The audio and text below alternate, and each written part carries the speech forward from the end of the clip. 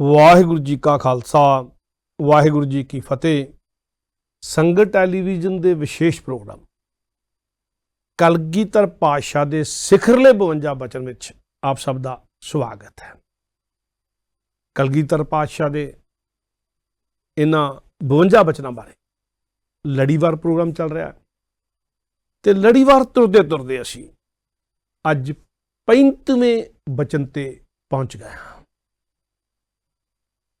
ਇਹ ਬਚਨ ਹੈ, ਦਸਤਾਰ ਬਿਨਾ ਨਹੀਂ ਰਹਿਣਾ ਸਿੱਖ ਨੇ, ਕੇਸ ਨੰਗੇ ਨਹੀਂ ਰੱਖਣੇ। ਜਦੋਂ ਇਸ ਦੇ ਵਿਸਤਾਰ ਕਰਕੇ ਦੇਖੀਏ, ਇਹਨੂੰ ਜਿਹੜਾ ਸਿੱਖ ਸਿਧਾਂਤਾਂ ਨਾਲ ਜੋੜ ਕੇ ਦੇਖੀਏ ਤਾਂ ਆਪਾਂ ਸਾਰੇ ਜਾਣਦੇ ਹਾਂ, ਇਸ ਗੱਲ ਤੇ ਸਾਰੇ ਇੱਕ ਮਤ ਨੇ, ਜਿੰਨੇ ਵਿਦਵਾਨ, ਜਿੰਨੇ ਬੁੱਧੀਜੀਵੀ, ਜਿੰਨੇ ਸਾਡੇ ਅਨੁਭਵੀ ਗੁਰਸਿੱਖ, ਕਿ ਕੇਸਾਂ ਨੂੰ ਗੁਰੂ ਦੀ ਮੋਹਰ ਆਖਿਆ ਗਿਆ ਹੈ। ਕਲਗੀਧਰ ਪਾਤਸ਼ਾਹ ਨੇ ਬੇਸ਼ੱਕ ਉਹ ਕਾਬਲ ਦੀ ਸੰਗਤ ਵਾਲਾ ਹੁਕਮਨਾਮਾ ਲਿਖਿਆ ਤੇ ਬੇਸ਼ੱਕ ਹੋਰ ਬੰਨੇ ਹੁਕਮਨਾਮੇ ਲਿਖੇ, ਉੱਥੇ ਮੋਹਰ ਲਾ ਦਿੱਤੀ ਕਿ ਕੇਸ ਗੁਰੂ ਦੀ ਮੋਹਰ ਹਨ। ਕੇਸਾਂ ਤੋਂ ਤੁਹਾਡੇ ਗੁਰੂ ਵਾਲੇ ਹੋਣ ਦੀ ਪਛਾਣ ਹੁੰਦੀ ਹੈ, ਕੇਸਾਂ ਤੋਂ ਤੁਹਾਡੇ ਸਿੱਖ ਹੋਣ ਦੀ ਪਛਾਣ ਹੁੰਦੀ ਹੈ। ਔਰ ਕਲਗੀਧਰ ਪਾਤਸ਼ਾਹ ਨੇ ਕੇਸਾਂ ਨੂੰ ਇੰਨਾ ਮਹੱਤਵ ਦਿੱਤਾ ਕਿ ਜਦੋਂ ਪੰਜ ਰਹਿਤਾਂ ਦੀ ਗੱਲ ਕੀਤੀ ਗਈ, ਜਿਹੜੇ ਆਪਾਂ ਪੰਜ ਕਕਾਰ ਕਹਿ ਦਿੰਦੇ ਆ, ਜਿਹੜੇ ਸਿੱਖ ਨੇ ਜ਼ਰੂਰੀ ਰੱਖਣੇ ਹੀ ਰੱਖਣੇ ਨੇ, ਜਿਹੜੀ ਅੰਮ੍ਰਿਤਧਾਰੀ ਦੀ ਪਛਾਣ ਹੈ, ਸਿੱਖ ਦੀ ਪਛਾਣ ਹੈ ਜਿਹੜੀ, ਉਹਨਾਂ ਪੰਜਾਂ ਕਕਾਰਾਂ ਦੇ ਵਿੱਚ ਵੀ ਕੇਸ ਪਾ ਦਿੱਤਾ ਸਤਿਗੁਰੂ ਜੀ ਨੇ।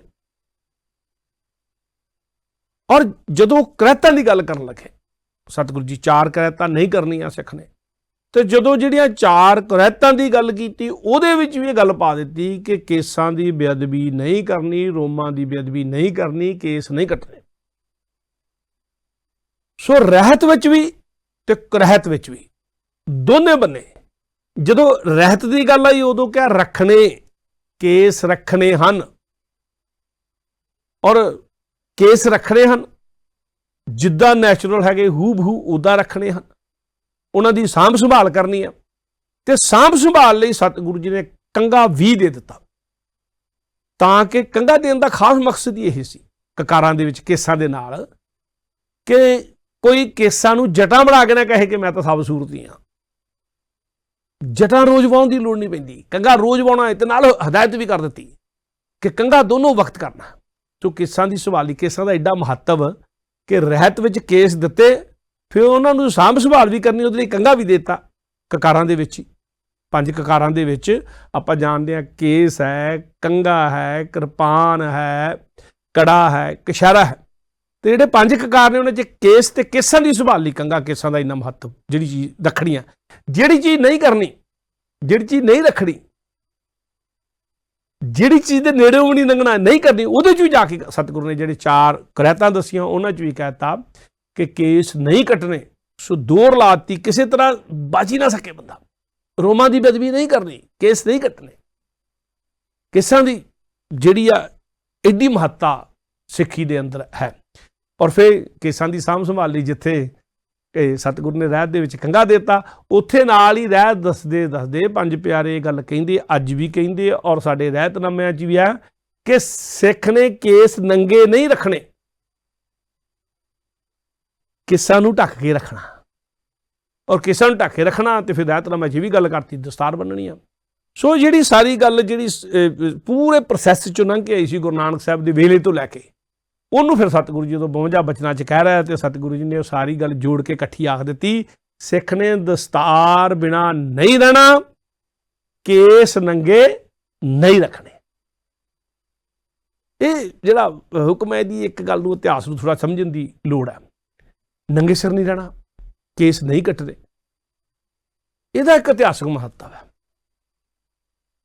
ਔਰ ਇਸ ਇਤਿਹਾਸਕ ਮਹੱਤਵ ਨੂੰ ਸਮਝਣ ਲਈ ਪਹਿਲਾਂ ਆਪਾਂ ਰਹਿਤਨਾਮੇ ਦੀ ਗੱਲ ਕਰ ਲਈਏ। ਬੇਸ਼ੱਕ ਜਦੋਂ ਆਪਾਂ ਕਹਿੰਦੇ ਕੇਸਾਂ ਦਾ ਮਹੱਤਵ ਕਿੰਨਾ ਹੈ, ਉਹ ਰਹਿਤ ਵਿੱਚ ਵੀ ਹੈ, ਉਹ ਰਹਿਤ ਵਿੱਚ ਹੈ ਰੱਖਣੇ, ਕਰਹਿਤ ਵਿੱਚ ਹੈ ਨਹੀਂ ਕੱਟਣੇ, ਜਾਨੀ ਦੋਨੇ ਬੰਨੇ ਹੈ।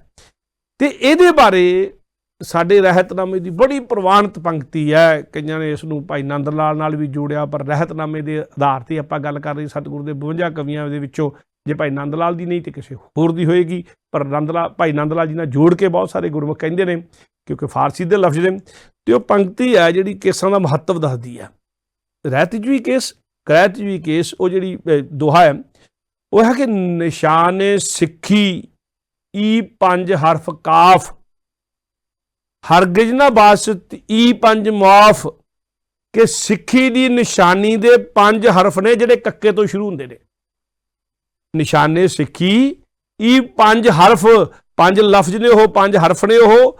ਕਾਫ, ਕਾਫ ਬਣਾ ਕੱਕਾ, ਕੱਕੇ ਤੋਂ ਜਿਹੜੇ ਸ਼ੁਰੂ ਹੁੰਦੇ ਨੇ ਕਾਫ। ਹਰਗਿਜ਼ ਨਾ ਬਾਸ਼ਦੀ 5 ਮੁਆਫ, 5 ਵਿੱਚੋਂ ਇੱਕ ਨੂੰ ਵੀ ਮਾਫ ਨਹੀਂ ਕੀਤਾ ਜਾ ਸਕਦਾ। ਹਰਗਿਜ਼ ਕਦੇ ਵੀ ਮਾਫ ਨਹੀਂ ਕੀਤਾ ਜਾ ਸਕਦਾ। ਨਿਸ਼ਾਨੇ ਸਿੱਖੀ 5 ਹਰਫ ਕਾਫ, ਹਰਗਿਜ਼ ਨਾ ਬਾਸ਼ਦ ਈ 5 ਮੁਆਫ, ਇਹਨਾਂ ਨੂੰ ਮਾਫ ਨਹੀਂ ਕੀਤਾ ਜਾ ਸਕਦਾ। 5 ਕਿਹੜੇ ਕਿਹੜੇ ਨੇ? ਕੇਸ, ਕੰਘਾ, ਕਿਰਪਾਨ, ਕੜਾ, ਕਛਹਿਰਾ।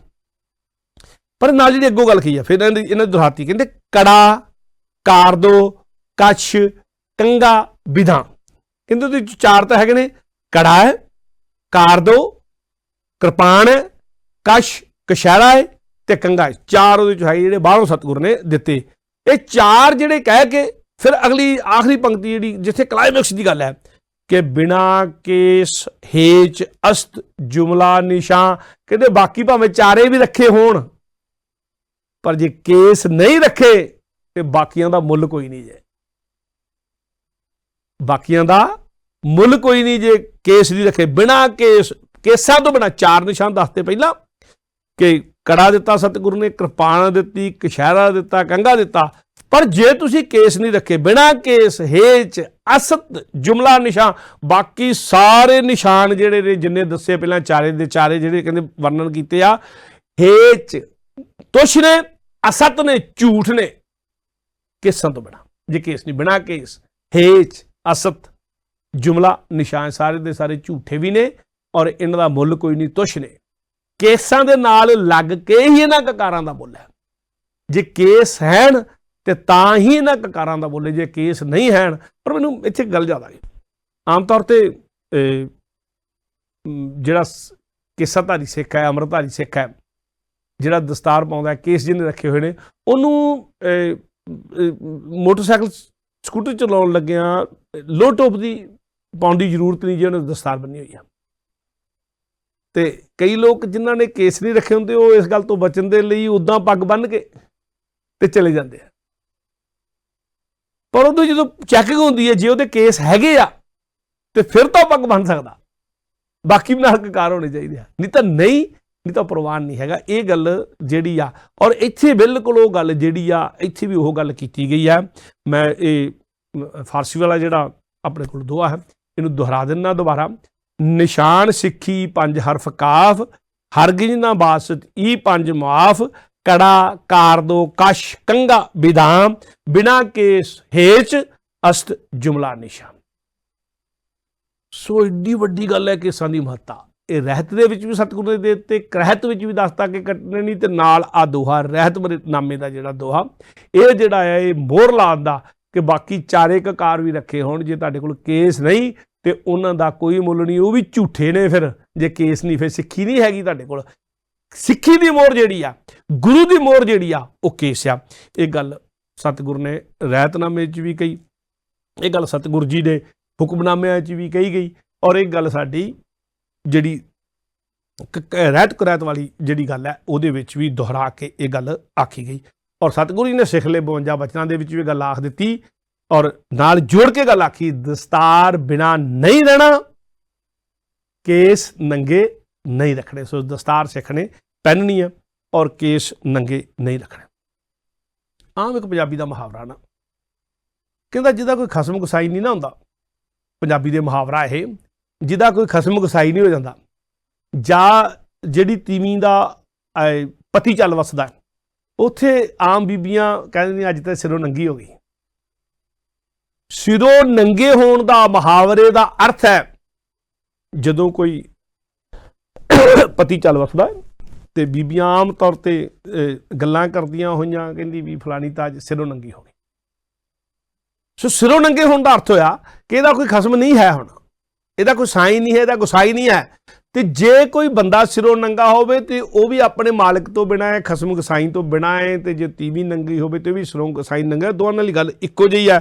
ਇਹ ਸਾਡੇ ਜਿਹੜਾ ਸੱਭਿਆਚਾਰ ਉਹਦੇ 'ਚ ਗੱਲ ਕਹੀ ਜਾਂਦੀ ਹੈ, ਸਾਡੇ ਮੁਹਾਵਰੇ ਦੀ ਗੱਲ ਹੈ, ਸਾਡੇ ਸੱਭਿਆਚਾਰ ਦੀ ਗੱਲ ਹੈ, ਇਹ ਗੱਲ ਕਹੀ ਜਾਂਦੀ ਹੈ। ਔਰ ਇਸ ਮੁਹਾਵਰੇ ਦੀ ਮਹੱਤਤਾ ਸਮਝਣ ਦੀ ਲੋੜ ਹੈ। ਤੁਹਾਡੀ ਅਣਖ ਤੇ ਗੈਰਤ ਦੇ ਪ੍ਰਤੀਕ ਨੇ ਤੁਹਾਡੇ ਕੇਸ, ਤੁਹਾਡੀ ਅਣਖ ਤੇ ਗੈਰਤ ਦਾ ਪ੍ਰਤੀਕ ਹੈ ਤੁਹਾਡੀ ਦਸਤਾਰ। ਇਸੇ ਕਰਕੇ ਦਸਤਾਰ ਨੂੰ ਪੱਗ ਨੂੰ ਕਿਹਾ ਜਾਂਦਾ, ਕਹਿੰਦਾ ਫਲਾਣੇ ਦੀ ਤਾਂ ਪੱਗ ਹੀ ਲੱਥ ਗਈ, ਪਰ ਇਹਦੇ ਵਿੱਚ ਫਲਾਣੇ ਦੀ ਤਾਂ ਪੱਗ ਹੀ ਲੱਥ ਗਈ, ਪੱਗ ਲੱਥ ਗਈ, ਉਹਦੀ ਇੱਜ਼ਤ ਲੱਥ ਗਈ, ਉਹਦੀ ਇੱਜ਼ਤ ਨਹੀਂ ਰਹੀ। ਇੱਜ਼ਤ ਨੂੰ ਪੱਗ ਨਾਲ ਜੋੜ ਕੇ ਦੇਖਿਆ ਜਾਂਦਾ। ਸੋ ਅਣਖ ਤੇ ਗੈਰਤ ਦਾ ਪ੍ਰਤੀਕ ਹੈ ਦਸਤਾਰ, ਔਰ ਇਹ ਸਾਡੇ ਸੱਭਿਆਚਾਰ ਨਾਲ ਨਹੀਂ, ਸਾਡੇ ਇਤਿਹਾਸ ਨਾਲ ਜੁੜੀ ਹੋਈ ਵੀ ਗੱਲ ਹੈ। ਸਾਡੇ ਸੱਭਿਆਚਾਰ ਤਾਂ ਹੈ ਮੁਹਾਵਰੇ ਇੱਦਾਂ ਦੇ ਬਹੁਤ। ਪੱਗ, ਕੋਈ ਬੰਦਾ ਕਿਤੇ ਗੱਲ ਕਰਦਾ ਨਾ ਇੱਜ਼ਤ ਦੀ, ਜਿੱਥੇ ਕਿਤੇ ਇੱਜ਼ਤ ਦੀ ਗੱਲ, ਅਣਖ ਦੀ ਗੈਰਤ ਦੀ ਗੱਲ ਆਉਂਦੀ ਹੋਵੇ, ਉਹ ਕਹਿੰਦਾ ਮੇਰੀ ਪੱਗ ਦਾ ਸਵਾਲ ਆ। ਜਦੋਂ ਕਿ ਹੁਣ ਤਾਂ ਪੱਗ ਦਾ ਸਵਾਲ ਆ ਭਾਈ, ਆਪਾਂ ਆਮ ਸੁਣਦੇ ਹਾਂ, ਪਰ ਇਹ ਸਾਡੇ ਸੱਭਿਆਚਾਰ ਦੀ ਮੁਹਾਵਰਿਆਂ ਦੀ ਗੱਲ ਹੀ ਨਹੀਂ, ਇਹ ਸਾਡੇ ਇਤਿਹਾਸ ਦੀ ਵੀ ਗੱਲ ਹੈ। ਕਿਉਂਕਿ ਜਦੋਂ ਮਨੂ ਸਿਮਰਤੀ ਨੇ ਵਰਨ ਵੰਡ ਕੀਤੀ, ਉਹਨੇ ਸ਼ੂਦਰ ਕੋਲੋਂ ਪੱਗ ਪਾਉਣ ਦਾ ਅਧਿਕਾਰ ਖੋਲਿਆ। ਔਰ ਵਰਨ ਵੰਡ ਦੇਖੋ ਕਿੱਦਾਂ ਕੀਤੀ। ਜਿਹੜਾ ਵੈਸ਼ ਹੈ ਉਹ ਬਿਲਕੁਲ ਜਿਹੜਾ ਸਾਫਾ ਬਣ ਸਕਦਾ ਆ, ਔਰ ਵੱਧ ਤੋਂ ਵੱਧ ਉਹਦੀ ਪੱਗ ਜਿਹੜੀ ਹੈ 5.25 ਮੀਟਰ ਤੋਂ ਜ਼ਿਆਦਾ ਨਹੀਂ ਹੋਣੀ ਚਾਹੀਦੀ। ਇਹ ਮਨੂ ਸਿਮਰਤੀ ਨੇ ਮੈਸੇਜ ਦਿੱਤਾ। ਇਹ ਇੱਕ ਛਤਰੀ ਹੈ ਕਿ ਉਹਨੇ ਜੰਗ ਦੇ ਮੈਦਾਨ ਜਾਣਾ ਆ, ਉਹ ਸਿਰਾਂ ਦੇ ਉੱਤੇ ਦਮਾਲੇ ਵੀ ਸਜਾ ਸਕਦਾ, ਸਿਰਾਂ ਦੇ ਉੱਤੇ ਲੋਟ ਟੋਪ ਵੀ ਪਾ ਸਕਦਾ, ਉਹਦੇ ਉੱਤੇ ਵੀ ਪੱਗ ਬੰਨ ਸਕਦਾ ਆਪਣੇ ਸਿਰ ਦੀ ਬਚਤ ਦੇ ਲਈ, ਕਿ ਛਤਰੀ ਵੀ, ਔਰ ਬਾਹਮਣ ਵੀ ਜਿੱਡੀ ਮਰਜ਼ੀ ਪੱਗ ਬੰਨ ਸਕਦਾ ਉਹਦੇ। ਪਰ ਜਿਹੜਾ ਸ਼ੂਦਰ ਹੈ, ਜਿਹੜਾ ਵੈਸ਼ ਹੈ, ਉਹ 5.25 ਮੀਟਰ ਤੋਂ ਜ਼ਿਆਦਾ ਨਹੀਂ ਬਣ ਸਕਦਾ, ਔਰ ਗੋਲ ਉਹ ਸਾਫਾ ਜਿਹਾ ਰੱਖ ਸਕਦਾ ਹੈ। ਪਰ ਜਿਹੜਾ ਸ਼ੂਦਰ ਹੈ ਉਹ ਪੱਗ ਨਹੀਂ ਬੰਨ ਸਕਦਾ, ਉਹ ਨੰਗੇ ਸਿਰ ਜਾਣਾ ਪਊਗਾ, ਤਾਂ ਕਿ ਦੂਰੋਂ ਉਹਦੀ ਪਛਾਣ ਹੋ ਸਕੇ ਕਿ ਉਹ ਸ਼ੂਦਰ ਹੈ, ਤੇ ਉਹਦਾ ਪਰਛਾਵਾਂ ਹੈ ਕਿਤੇ ਬ੍ਰਾਹਮਣ ਉੱਤੇ ਪੈ ਜਾਂਦੀ ਤਾਂ ਪਿੱਟ ਜਾਊਗਾ। ਇਹ ਮਨੂ ਸਿਮਰਤੀ ਨੇ ਇੱਕ ਵਿਧਾਨ ਕਰ ਦਿੱਤਾ। ਹੁਣ ਸ਼ੂਦਰ ਦਸਤਾਰ ਪਾ ਨਹੀਂ ਸਕਦਾ। ਔਰ ਮੈਂ ਇਹਦੀ ਇੱਕ ਰਾਜ ਦੀ ਗੱਲ ਦੱਸਾਂ, ਜਦੋਂ ਜਿਨ੍ਹਾਂ ਦੀ ਸ਼੍ਰੀ ਗੁਰੂ ਗ੍ਰੰਥ ਸਾਹਿਬ 'ਚ ਬਾਣੀ ਦਰਜ ਹੈ, ਰੱਬ ਰੂਪ ਭਗਤ ਨੇ, ਉਹ ਸਤਿਕਾਰਯੋਗ ਨੇ, ਰੱਬ ਦਾ ਰੂਪ ਨੇ ਨਿਰਾ ਪੂਰਾ।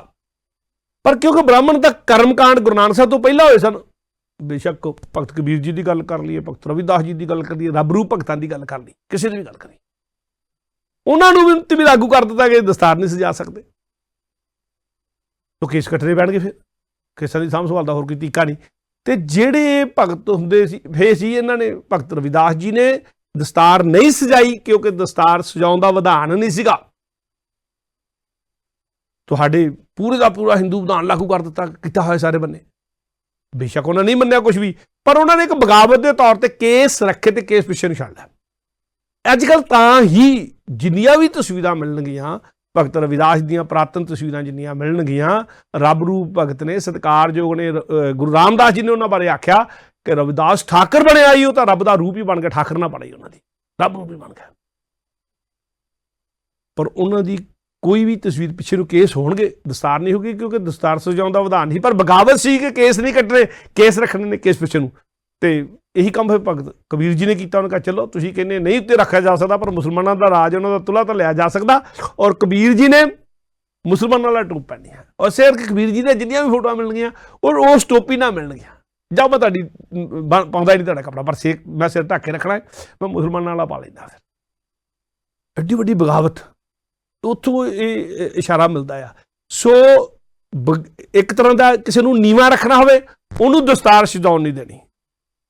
ਮਨੂ ਸਿਮਰਤੀ ਨੇ ਵਿਧਾਨ ਕਰਦਾ, ਬੜੇ ਬੜੇ ਜ਼ੁਲਮ ਕੀਤੇ, ਬਹੁਤ ਜ਼ੁਲਮ ਕੀਤੇ। ਉਹਨਾਂ 'ਚ ਇੱਕ ਜ਼ੁਲਮ ਇਹ ਵੀ ਸੀ ਕਿ ਤੁਸੀਂ ਸਿਰ ਨੰਗਾ ਰੱਖਣਾ ਪਊ ਤੁਹਾਨੂੰ, ਤੁਸੀਂ ਘੋੜੇ ਤੇ ਨਹੀਂ ਚੜ੍ਹ ਸਕਦੇ, ਤੁਸੀਂ ਹਥਿਆਰ ਨਹੀਂ ਰੱਖ ਸਕਦੇ, ਇਹ ਗੁਲਾਮੀ ਨਿਸ਼ਾਨ। ਸਤਿਗੁਰੂ ਨੇ ਸਾਰੀਆਂ ਗੱਲਾਂ ਕੀਤੀਆਂ। ਫਿਰ ਨਹੀਂ, ਮੇਰਾ ਜਿਹੜਾ ਸਿੱਖ ਹੋਊਗਾ ਉਹਦੇ ਤੇ ਕੋਈ ਗੱਲ ਲਾਗੂ ਨਹੀਂ ਹੋਊਗੀ, ਉਹ ਜਿਹੜੇ ਮਰਜ਼ੀ ਵਰਨ ਤੋਂ ਆਵੇ, ਜਿੱਥੋਂ ਮਰਜ਼ੀ ਆਵੇ, ਉਹ ਕੇਸ ਵੀ ਰੱਖੇਗਾ, ਉਹ ਦਸਤਾਰ ਵੀ ਸਜਾਏਗਾ, ਉਹ ਦਮਾਲੇ ਵੀ ਸਜਾਏਗਾ, ਉਹ ਘੋੜੇ ਤੇ ਵੀ ਚੜ੍ਹੇਗਾ, ਉਹ ਹਥਿਆਰ ਲੈ ਕੇ ਵੀ ਤੁਰੇਗਾ। ਤੇ ਸਤਿਗੁਰੂ ਨੇ ਐਲਾਨ ਵੀ ਕਰ ਦਿੱਤਾ ਕਿ ਜਾਂ ਕੀ ਜਾਤ ਗੋਤ ਕੁਲ ਮਾਹੀ, ਸਰਦਾਰੀ ਨਾ ਭਈ ਕਦਾਹੀ, ਤਾਹੀਂ ਕੋ ਸਰਦਾਰ ਬਣਾਉਂ, ਤਬੇ ਗੋਬਿੰਦ ਸਿੰਘ ਨਾਮ ਕਹਾਉਂ, ਸਰਦਾਰ ਬਣਾਤੇ ਸਾਰੇ। ਬਗਾਵਤ ਦੀ ਨਿਸ਼ਾਨੀ ਹੈ, ਇੱਜ਼ਤ ਦੀ ਨਿਸ਼ਾਨੀ ਹੈ, ਅਣਖ ਦੀ ਨਿਸ਼ਾਨੀ ਹੈ, ਗੈਰਤ ਦੀ ਨਿਸ਼ਾਨੀ ਹੈ। ਔਰ ਜਿਹੜੇ ਮੁਸਲਮਾਨ ਹਾਕਮ ਸੀ, ਉਹ ਵੀ ਚਾਹੁੰਦੇ ਹਿੰਦੂ ਵਰਨ ਵੰਡ ਦੇ ਨਾਲ ਜੁੜ ਕੇ, ਜਿਹੜੀ ਮਨੂ ਸਿਮਰਤੀ ਲਈ ਵੰਡ ਸੀ, ਉਹਦੇ ਨਾਲ ਜੁੜ ਕੇ ਹੀ ਉਹ ਵੀ ਨਹੀਂ ਚਾਹੁੰਦੇ ਕਿ ਆਮ ਲੋਕ ਜਿਹੜੀ ਹੈ ਜਾਗਰਤ ਹੋਣ, ਘੋੜਿਆਂ ਤੇ ਚੜ੍ਹਨ, ਹਥਿਆਰ ਫੜ ਕੇ ਤੁਰਨ। ਪਰ ਸਤਿਗੁਰੂ ਨੇ ਉਸ ਰਾਜ ਦੇ ਖਿਲਾਫ ਔਰ ਉਸ ਸਮਾਜ ਦੇ ਖਿਲਾਫ ਜਿਹੜਾ ਦੂਜਿਆਂ ਨੂੰ ਗੁਲਾਮ ਰੱਖਦਾ ਸੀ, ਇੱਕ ਤਰ੍ਹਾਂ ਦੇ ਕੇਸ ਵੀ ਦਿਖਾਉਣੇ ਨੇ, ਦਸਤਾਰ ਵੀ ਸਜਾਉਣੀ ਹੈ, ਘੋੜੇ ਤੇ ਵੀ ਚੜ੍ਹਨਾ ਹੈ, ਹਥਿਆਰ ਵੀ ਕੋਲ ਰੱਖਣੇ ਨੇ। ਸੋ ਦਸਤਾਰ ਦਾ ਵਿਧਾਨ ਸਤਿਗੁਰੂ ਨੇ ਕਰਤਾ ਵੀ ਸਿੱਖ ਨੇ ਨੰਗੇ ਸਿਰ ਨਹੀਂ ਰਹਿਣਾ, ਕੇਸ ਰੱਖਣੇ ਆ, ਔਰ ਕੇਸ ਨੰਗੇ ਵੀ ਨਹੀਂ ਰੱਖਣੇ, ਦਸਤਾਰਾਂ ਵੀ ਸਜਾਉਣੀਆਂ, ਦਮਾਲੇ ਵੀ ਸਜਾਉਣੇ ਆ, ਔਰ ਸਰਦਾਰੀਆਂ ਆਪਣੇ ਨਾਲ ਲੈ ਕੇ ਤੁਰਨੀਆਂ। ਤੇਰੀ ਅਣਖ ਦੀ, ਤੇਰੀ ਇੱਜ਼ਤ ਦਾ ਇਹ ਪ੍ਰਤੀਕ ਹੈ। ਔਰ ਜਿਹੜਾ ਸਾਡਾ ਸੱਭਿਆਚਾਰ ਹੈ ਨਾ, ਉਹਦੇ ਨਾਲ ਜੁੜ ਕੇ ਭਾਈ ਗੁਰਦਾਸ ਜੀ ਦੀ ਗੱਲ ਬੜੀ ਪਿਆਰੀ ਕਹੀ ਆ। ਆਪਾਂ ਉਹ ਵੀ ਗੱਲ ਕਰਦੇ ਭਾਈ ਗੁਰਦਾਸ ਵਾਲੀ, ਪਰ ਮੈਂ ਪਹਿਲਾਂ ਉਹ ਸੱਭਿਆਚਾਰ ਦੀ ਵਿਆਖਿਆ ਕਰਨਾ, ਜਿਵੇਂ ਪਹਿਲਾਂ ਕਰ ਰਿਹਾ ਸੀ ਕਿ ਨੰਗੇ ਸਿਰ ਹੋਣ ਦਾ ਮਤਲਬ ਹੈ ਕਿ ਕੋਈ ਮਰਗ ਹੋਈ ਹੈ। ਆਮ ਤੌਰ ਤੇ ਹਿੰਦੂ ਸੱਭਿਆਚਾਰ ਦੇ ਵਿੱਚ ਨੰਗੇ ਸਿਰ ਜਦੋਂ ਹੁੰਦਾ, ਜਿਹੜੇ ਘਰ ਦੇ ਵਿੱਚ ਪਿਤਾ ਚੱਲ ਵਸਦਾ ਸੀ ਨਾ, ਘਰ ਦਾ ਕੋਈ ਵੱਡਾ ਚੱਲ ਵਸਦਾ ਸੀ, ਤੇ ਬੱਚੇ ਆਪਣਾ ਮੁੰਡਨ ਕਰਦੇ, ਸਿਰ ਮੁੰਡਾ ਲੈਂਦੇ ਹੁੰਦੇ ਸੀ। ਕੇਸ ਨਾ ਹੋਣੇ ਇਹਦਾ ਮਤਲਬ ਘਰ ਦੇ ਵਿੱਚ ਕੋਈ ਵੱਡਾ ਚਲੇ ਗਿਆ, ਪਿਤਾ ਚੱਲ ਗਿਆ। ਹੁਣ ਪਿਤਾ ਤੋਂ ਤੁਸੀਂ ਆਪਣੀ ਰਾਖੀ, ਜਿਹੜਾ ਤੁਹਾਡੇ ਸਿਰ ਦੇ ਉੱਤੇ ਸਾਈਂ ਸੀ, ਕੋਈ ਗੁਸਾਈ ਸੀ, ਜਿਹੜਾ ਤੁਹਾਡਾ ਵਡਕਾ ਸੀਗਾ, ਤੁਸੀਂ ਉਹ ਤੋਂ ਬਿਨਾਂ ਹੋ ਗਿਆ ਹੁਣ। ਔਰ ਮੁੰਡਨ ਹੁੰਦਾ ਸੀਗਾ। ਇਹ ਜਿਹੜੀ ਭਾਰਤੀ ਸੱਭਿਆਚਾਰ ਦੀ ਗੱਲ ਹੈ, ਹਿੰਦੂ ਸੰਸਕ੍ਰਿਤੀ ਦੀ ਗੱਲ ਹੈ, ਮੁੰਡਨ ਕਰਨੇ, ਕੇਸ ਨੰਗੇ। ਔਰ ਜਿਹੜੇ ਮੁੰਡਨ ਨਹੀਂ ਸੀ ਕਰਦੇ, ਉਹ ਫਿਰ ਦਸਤਾਰ ਨਹੀਂ ਸਜਾਉਂਦੇ ਹੁੰਦੇ, ਉਹਨਾਂ ਚਿਰ ਦੀ ਪੱਗ ਨਹੀਂ ਸੀ ਬੰਨ੍ਹਦੇ ਹੁੰਦੇ, ਕੇਸਾਂ ਨੂੰ ਢੱਕਦੇ ਨਹੀਂ ਹੁੰਦੇ, ਭਾਵੇਂ ਵੈਸ਼ ਹੋਵੇ, ਭਾਵੇਂ ਕਸ਼ਤਰੀ ਹੋਵੇ, ਭਾਵੇਂ ਬਾਹਮਣ, ਉਹਨੇ ਕੁ ਦਿਨ ਲਈ, ਉਹ ਜਿੰਨੇ ਕੁ ਦਿਨ ਦਾ ਉਹ ਰੀਤੀ ਰਿਵਾਜਾ ਹੁੰਦਾ ਸੀਗਾ, ਉਹਨੇ ਦਿਨਾਂ ਦੇ ਲਈ, ਜਦ ਤੱਕ ਉਹਦਾ ਦਸਵੀਂ ਨਹੀਂ ਕਰ ਲੈਂਦੇ, ਇੱਦਾਂ ਕਹਿ ਲਓ, ਜਦ ਤੱਕ ਉਹਦੀ 13ਵੀਂ ਨਹੀਂ ਕਰ ਲੈਂਦੇ, ਇੱਦਾਂ ਕਹਿ ਲਓ, 13 ਦਿਨ ਦੀ ਗੱਲ ਚੱਲਦੀ ਹੈ ਸਿਮਰਤੀ ਦੇ ਹਿਸਾਬ ਨਾਲ। ਤੇ ਇਹਦੀ ਇੱਕ ਉਦਾਹਰਨ ਸਾਨੂੰ ਭਾਈ ਗੁਰਦਾਸ ਜੀ ਦੀਆਂ ਵਾਰਾਂ 'ਚ ਮਿਲਦੀ ਹੈ। ਭਾਈ ਗੁਰਦਾਸ ਜੀ ਨੇ ਵਿਅੰਗ 'ਚ ਕੀਤੀ ਗੱਲ, ਉਹ ਕਿ ਭਾਈ ਗੁਰਦਾਸ ਜੀ ਨੇ, ਜਿੱਦਾਂ ਤੁਸੀਂ ਨਾ ਕਦੇ ਪੰਜਾਬੀ ਕਲਚਰ ਨੂੰ ਸਮਝਣਾ, ਪੰਜਾਬੀ ਸੱਭਿਆਚਾਰ ਨੂੰ ਸਮਝਣਾ ਹੋਵੇ, ਤੇ ਜੇ ਪੰਜਾਬੀ ਕਲਚਰ ਨੂੰ ਸਮਝਣਾ ਤੇ ਪੰਜਾਬੀ ਸੱਭਿਆਚਾਰ ਨੂੰ ਸਮਝਣਾ, ਤੇ ਪੂਰੇ ਦਾ ਪੂਰਾ ਭਾਰਤੀ ਸੱਭਿਆਚਾਰ ਸੰਸਕ੍ਰਿਤੀ ਸਮਝਣੀ, ਪੰਜਾਬੀ ਦੇ ਵਿੱਚ ਸਮਝਣੀ ਹੈ ਕਿਹੜੇ, ਤੇ ਭਾਈ ਗੁਰਦਾਸ ਜੀ ਦੀਆਂ ਵਾਰਾਂ ਪੜ੍ਹ ਲਓ, 40 ਵਾਰਾਂ ਨੇ, ਕੋਈ ਪੱਖ ਨਹੀਂ ਛੱਡਿਆ। ਤਾਂ ਭਾਈ ਗੁਰਦਾਸ ਜੀ ਵਿਅੰਗ ਦੇ ਵਿੱਚ ਗੱਲ ਕਰਦੇ ਨੇ। ਆਪਾਂ ਜਿਹੜੀ ਉਹਨਾਂ ਦੀ ਵਿਅੰਗ ਜਿਹਦੇ 'ਚ ਕੀਤਾ ਹੋਇਆ ਗੱਲ ਸਮਝਾਉਣ ਦੇ ਲਈ ਕਿ ਕਿਸੇ ਮਰਗ ਦੇ ਵੇਲੇ ਹੀ ਸਿਰ ਨੰਗਾ ਕੀਤਾ ਜਾਂਦਾ, ਇੰਨਾ ਮਾੜਾ ਸਮਝਿਆ ਜਾਂਦਾ ਸੀ ਸਾਡੇ ਸੱਭਿਆਚਾਰ ਦੇ ਵਿੱਚ। ਭਾਈ ਗੁਰਦਾਸ ਜੀ ਆਪਣੀ 32ਵੀਂ ਵਾਰ ਦੀ 19 ਨੰਬਰ ਪੌੜੀ ਆ, ਉਹਦੇ ਵਿੱਚ ਕਹਿੰਦੇ ਨੇ, ਇਹ ਪਹਿਲਾਂ ਮੈਂ ਪੌੜੀ ਬੋਲ ਦੇਣਾ, ਫਿਰ ਆਪਾਂ ਉਹਦੇ ਅਰਥ ਵੀ ਸਮਝ ਲਾਂਗੇ, ਕਿ ਠੰਡੇ ਖੂਹੋਂ ਨਹਾਈ ਕੇ ਪੱਗ ਵਸਾਰ ਆਇਆ ਸਿਰ ਨੰਗੇ। ਨਾਲ ਹੀ ਗੱਲ ਕਰੀਏ ਬੇਸ਼ੱਕ, ਕਿਉਂਕਿ ਗੱਲ ਤਾਂ ਸਮਝ ਆਉਂਦੀ ਆ। ਠੰਡੇ ਖੂਹੋਂ ਨਹਾ ਕੇ ਪੱਗ ਵਸਾਰ ਆਇਆ ਸਿਰ ਨੰਗੇ, ਕਿ ਘਰ ਦਾ ਮੁਖੀਆ, ਘਰ ਦਾ ਵੱਡਾ ਜੀ, ਜਿਹੜਾ ਘਰ ਦਾ ਬਜ਼ੁਰਗ ਸੀਗਾ, ਉਹ ਖੂਹ ਤੋਂ, ਜਿਹੜਾ ਖੂਹ ਘਰਾਂ ਤੋਂ ਬਾਹਰ ਹੀ ਹੁੰਦੇ ਸਨ, ਖੂਹ ਤੋਂ ਨਹਾ ਕੇ, ਆਪਣੇ ਖੇਤਾਂ ਦੇ ਵਿੱਚੋਂ ਖੂਹ ਤੋਂ ਨਹਾ ਕੇ, ਪੱਗ ਉਹਨੂੰ ਰੱਖਣੀ ਸਿਰ ਤੇ ਭੁੱਲ ਗਈ, ਕੇਸੀ ਸਿਰ ਦੇ ਵਿੱਚ ਇਸ਼ਨਾਨ ਕੀਤਾ ਸੀ, ਕੇਸੀ ਇਸ਼ਨਾਨ ਕਰ ਲਿਆ ਸੀ, ਠੰਡੇ ਖੂਹੋਂ ਨਹਾ ਕੇ ਪੱਗ ਵਸਾਰ ਆਇਆ ਸਿਰ ਨੰਗੇ, ਨੰਗੇ ਸਿਰ ਘਰ ਵੱਲ ਨੂੰ ਆ ਗਿਆ। ਤੇ ਨੰਗੇ ਸਿਰ ਹੁਣ ਘਰ ਵੱਲ ਨੂੰ ਆ ਗਿਆ, ਨੰਗੇ ਸਿਰ ਲੋਕੀ ਰਹਿੰਦੇ ਨਹੀਂ ਸਨ, ਮਾੜਾ ਸਮਝਿਆ ਜਾਂਦਾ, ਬਹੁਤ ਏਦਾਂ ਲੱਗਦਾ ਇਹਨਾਂ ਦਾ ਕੋਈ ਮਰ ਗਿਆ ਹੈ, ਏਦਾਂ ਸਮਝਿਆ, ਹੈ ਹੀ ਇਹ ਸੀ ਗੱਲ, ਨੰਗੇ ਸਿਰ ਹੋ ਜਾਣਾ। ਘਰ ਵਿੱਚ ਰੰਨਾਂ ਕਮਲੀਆਂ, ਤੁਸੀਂ ਲੀਤੀ ਦੇਖ ਢੰਗੇ, ਜਦੋਂ ਉਹਦਾ ਇੱਕ ਢੰਗ ਜਿਹਾ ਦੇਖਿਆ ਵੀ ਨੰਗੇ ਸਿਰ ਆ ਰਿਹਾ ਇਹ, ਤੇ ਉਹਨਾਂ ਕਿਹਾ ਹੈ ਕੋਈ ਮਰ ਗਿਆ ਸਾਡਾ ਘਰ ਦਾ ਮਾਲਕ, ਜਿਹੜਾ ਕਦੀ ਨੰਗੇ ਸਿਰ ਰਿਹਾ ਹੀ ਨਹੀਂ, ਅੱਜ ਨੰਗੇ ਸਿਰ ਆ ਰਿਹਾ ਹੈਗਾ ਆ ਪੱਗ ਵਸਾਲੇ ਨੂੰ, ਕਿਉਂਕਿ ਮਰ ਗਿਆ ਆ। ਘਰ ਵਿੱਚ ਰੰਨਾਂ ਕਮਲੀਆਂ, ਤੁਸੀਂ ਲਿੱਤੀ ਦੇਖ ਢੰਗੇ, ਉਹਨਾਂ ਨੇ ਪਿੱਟਣਾ ਸ਼ੁਰੂ ਕਰ ਦਿੱਤਾ ਦੇਖ ਕੇ ਵੀ ਕੋਈ ਮਰ ਗਿਆ ਸਾਡਾ ਅੱਜ। ਰੰਨਾਂ ਦੇਖ ਪਟੰਦੀਆਂ, ਤੇ ਰੰਨਾਂ ਨੂੰ ਜਦੋਂ ਪਿੱਟਦੀਆਂ ਦੇਖਿਆ ਉਸ ਬੰਦੇ ਨੇ, ਰੰਨਾਂ ਦੇਖ ਪਟੰਦੀਆਂ, ਧਾਹਾਂ ਮਾਰੇ ਹੋਏ ਨਿਸੰਗੇ, ਉਹਨੇ ਵੀ ਧਾਹ ਮਾਰਨੀ ਸ਼ੁਰੂ ਕਰਤੀ ਵੀ ਕੋਈ ਮਰ ਗਿਆ ਸਾਡੇ ਘਰ 'ਚ। ਘਰ ਦੀਆਂ ਰੰਨਾਂ, ਘਰ ਦੀਆਂ ਬੀਬੀਆਂ, ਘਰ ਦੀਆਂ ਔਰਤਾਂ, ਜਿਹੜੀਆਂ ਨੂੰਹਾਂ ਧੀਆਂ ਭੈਣਾਂ ਸਾਰੀਆਂ, ਉਹਦੀ ਪਤਲੀ ਵਗੈਰਾ ਸਾਰੇ ਜਿਹੜੇ ਆ, ਉਹ ਪਿੱਟਣ ਲੱਗੇ ਦੇਖ ਕੇ ਕਿ ਨੰਗੇ ਸਿਰ ਆਇਆ। ਪਰ ਉਹ ਉਹਨਾਂ ਨੂੰ ਪਿੱਟਦੀਆਂ ਦੇਖ ਕੇ ਉਹਨੇ ਵੀ ਧਾਹ ਮਾਰ ਦਿੱਤੀ ਵੀ ਸਾਡੇ ਘਰ 'ਚ ਕੋਈ ਮਰ ਗਿਆ, ਸਾਰੇ ਇਕੱਠੇ ਹੋ ਕੇ ਤਾਂ ਬੀਬੀਆਂ ਪਿੱਟ ਰਹੀਆਂ, ਉੱਦਾਂ ਤਾਂ ਹੁੰਦਾ ਨਹੀਂ, ਪਿੱਟ ਸਿਆਪਾ ਕਿੱਥੇ ਹੁੰਦਾ ਉੱਦਾਂ। ਰੰਨਾਂ ਦੇਖ ਪਟੰਦੀਆਂ, ਧਾਹਾਂ ਮਾਰੇ ਹੋਏ ਨਿਸ਼ੰਗੇ, ਲੋਕ ਸਿਆਪੇ ਆਇਆ, ਰੰਨਾਂ ਪੁਰਸ਼ ਜੁੜੇ ਲੈ ਪੰਗੇ। ਕਹਿੰਦੇ ਜਦੋਂ ਉਹਨਾਂ ਨੂੰ ਪਿੱਟਦੇ ਦੇਖਿਆ, ਬੰਦਾ ਵੀ ਪਿੱਟ ਰਿਹਾ ਆ, ਬੁੜੀਆਂ ਵੀ ਪਿੱਟ ਰਹੀਆਂ ਘਰ ਦੀਆਂ, ਤੇ ਆਲੇ ਦੁਆਲੇ ਗੁਆਂਢੀ, ਮਾਹੌਲ ਹੁੰਦਾ ਸੀ ਆਂਢ ਗੁਆਂਢ ਵਾਲਾ। ਇੱਕਦਮ ਨਿਕਲੇ ਬਾਹਰ, ਉਹਨੇ ਕਿਹਾ ਸਾਰਾ ਘਰ ਹੀ ਪਿੱਟ ਰਿਹਾ, ਕੋਈ ਮਰ ਗਿਆ ਹੈਗਾ। ਤੇ ਉਹ ਵੀ ਹੁਣ ਲੋਕਾਚਾਰ, ਉਹਨਾਂ ਦੇ ਨਾਲ ਲੋਕ ਸਿਆਪੇ ਆਇਆ, ਰੰਨਾਂ ਪੁਰਸ਼ ਜੁੜੇ ਲੈ ਪੰਗੇ। ਪੰਗੇ ਦੇ ਵਿੱਚ ਜੁੜ ਗਿਆ, ਪੁਰਸ਼ ਵੀ ਤੇ ਔਰਤਾਂ ਪੰਗੇ ਜੁੜ ਕੇ ਪਿੱਟਣ ਲੱਗ ਪਈਆਂ, ਜਿੱਦਾਂ ਵਾਲੀਆਂ ਦਿੰਦੇ ਹੁੰਦੇ ਉੱਦਾਂ ਪਿੱਟਣ ਲੱਗ ਪਈਆਂ। ਤੇ ਨੈਣ ਵੀ ਆ ਗਈ। ਉਹਨਾਂ ਦੇ ਨੈਣ ਅਗਵਾਈ ਕਰਦੀ ਹੁੰਦੀ ਸੀ। ਦਵਾ ਦਵ ਨੈਣ ਭੱਜੀ ਆਈ ਵੀ ਇੱਥੇ ਸਿਆਪਾ ਆ ਗਿਆ, ਸਾਰਾ ਮਹੱਲਾ ਪਿੱਟ ਰਿਹਾ, ਮੈਂ ਵੀ ਜਾ ਕੇ ਵੀ ਸ਼ਾਮਲ ਹੋਵਾਂ। ਤੇ ਨੈਣ ਦਵਾ ਦਾ ਭੱਜੀ ਆਈ, ਉਹਨੇ ਆ ਕੇ ਮੋਹਰੇ ਲਾ ਕੇ ਪਿੱਟਣਾ ਸ਼ੁਰੂ ਕਰਤਾ। ਅਗਵਾਈ ਉਹ ਕਰਦੀ ਸੀਗੀ। ਨੈਣ ਪੁੱਛਦੀ ਪਿੱਟਦਿਆਂ ਕਿਸ ਦੇ ਨਾਏ ਅਲਾਣੀ ਅੰਗੇ, ਕਹਿੰਦੀ ਉਹ ਪਿੱਟਦੀ ਆ ਤੇ ਪਿੱਟਦੀ ਪੁੱਛਦੀ ਫਿਰ ਨੂੰਹ ਨੂੰ, ਘਰ ਦੀ ਨੂੰਹ ਨੂੰ, ਕਿ ਦੱਸੋ ਕਿਹਦੇ ਨਾਂ ਦੀ ਲਾਣੀ ਪਾਵਾਂ, ਮਰਿਆ ਕੌਣ ਆ। ਲਾਣੀ ਪਾਉਂਦੇ ਉਹਦੇ ਨਾਂ ਦੀ ਲਾਣੀ ਪਾਈ ਜਾਂਦੀ ਸੀ। ਹਾਏ ਮੇਰਾ ਸ਼ੇਰ ਬੱਗਾ ਚੱਲ ਵਸਿਆ, ਨਾਂ ਲੈ ਕੇ ਕਹਿਣਾ। ਇਹ ਸਾਰੀ ਰੀਤ ਰਿਵਾਇਤ ਹੁੰਦੀ ਸੀ ਸਾਡੇ ਸੱਭਿਆਚਾਰ ਦੀ, ਸਾਡੇ ਤੋਂ ਪਹਿਲਾਂ ਵਾਲੇ ਸਮਿਆਂ ਦੇ ਵਿੱਚ। ਨੈਣ ਪੁੱਛਦੀ ਪਿੱਟਦਿਆਂ ਕਿਸ ਦੇ ਨਾਏ ਅਲਾਣੀ ਅੰਗੇ, ਕਿਹਦੇ ਨਾਂ ਦਾ ਲੈ ਕੇ ਮੈਂ ਲਾਣੀ ਪਾਵਾਂ। ਉਹ ਕਹਿੰਦੀ ਸਹੁਰੇ ਪੁੱਛੋ ਜਾਈ ਕੇ ਕੌਣ ਮੂਆ, ਨੂੰ ਉੱਤਰ ਮੰਗੇ। ਨੂੰ ਜਾ ਕੇ ਪੁੱਛਦੀ ਆ ਸਹੁਰੇ ਨੂੰ ਵੀ ਕੌਣ ਮਰਿਆ ਆ।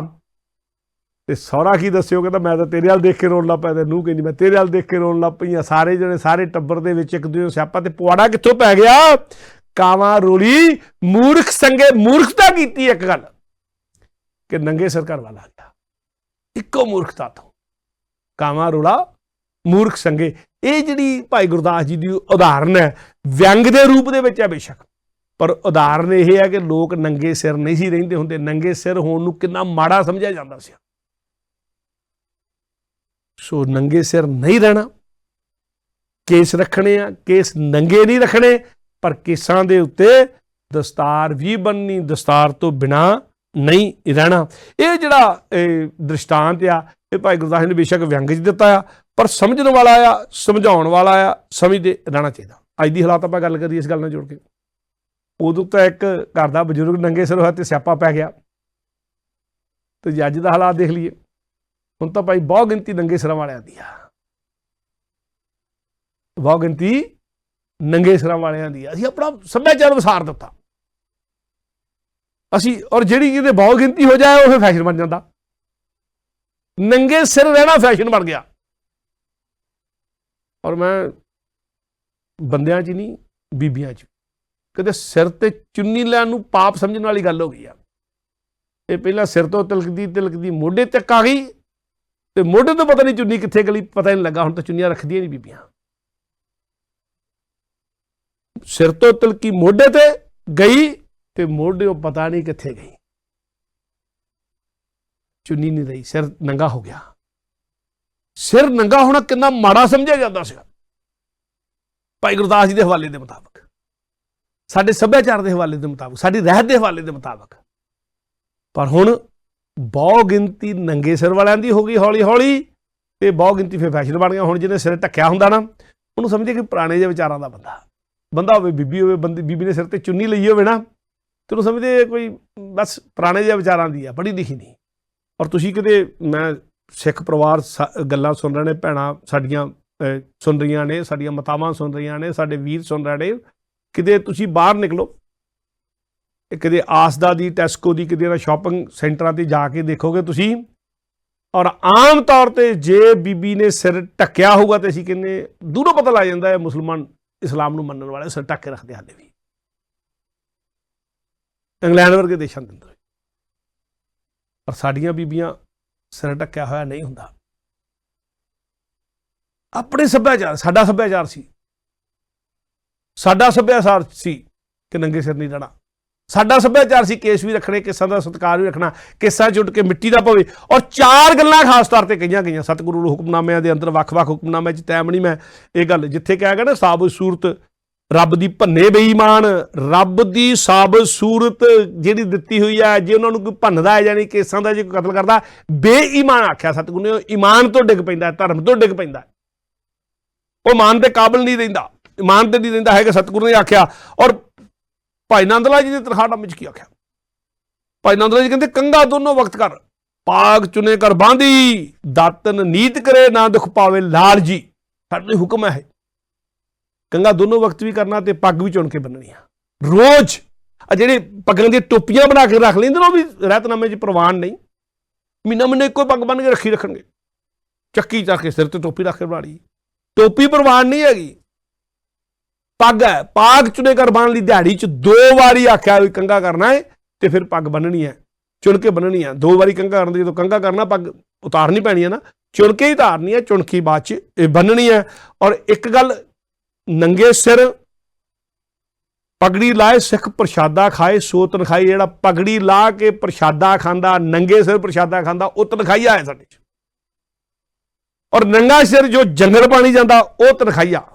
ਨੰਗੇ ਸਿਰ ਚਾਰ ਗੱਲਾਂ, ਇੱਕ ਤਾਂ ਪ੍ਰਸ਼ਾਦ ਖਾਣਾ ਨਹੀਂ, ਦੂਜਾ ਪ੍ਰਸ਼ਾਦ ਵਰਤਾਣਾ ਨਹੀਂ। ਪ੍ਰਸ਼ਾਦਾ ਵੀ ਖਾਣਾ ਨਹੀਂ, ਪ੍ਰਸ਼ਾਦਾ ਵਰਤਾਣਾ ਨਹੀਂ, ਤੁਸੀਂ ਕਿਸੇ ਨੂੰ ਪ੍ਰਸ਼ਾਦਾ ਦੇਣਾ ਨਹੀਂ, ਪ੍ਰਸ਼ਾਦਾ ਤਿਆਰ ਨਹੀਂ ਕਰਨਾ, ਔਰ ਨੰਗੇ ਸਿਰ ਜੰਗਲ ਪਾਣੀ ਨਹੀਂ ਜਾਣਾ, ਨੰਗੇ ਸਿਰ ਬਾਹਰ ਨਹੀਂ ਘੁੰਮਣਾ ਹੈਗਾ ਖੁੱਲ੍ਹੀ ਥਾਂ ਤੇ ਜਿੱਥੇ ਤੁਹਾਡੇ ਸਿਰ ਚੁੱਟ ਕੇ ਕੋਈ ਮਿੱਟੀ ਘੱਟਾ ਪੈ ਚੁੱਕੇ। ਮੈਂ ਤਨਖਾਹਨਾਮੇ ਦੇ ਭਾਈ ਨੰਦ ਲਾਲ ਦੇ ਬੋਲ ਬੋਲ ਕੇ ਖਿਮਾ ਜਾਚਨਾ ਕਰ ਦੇਣੀ, ਸਮਾਂ ਹੋ ਗਿਆ।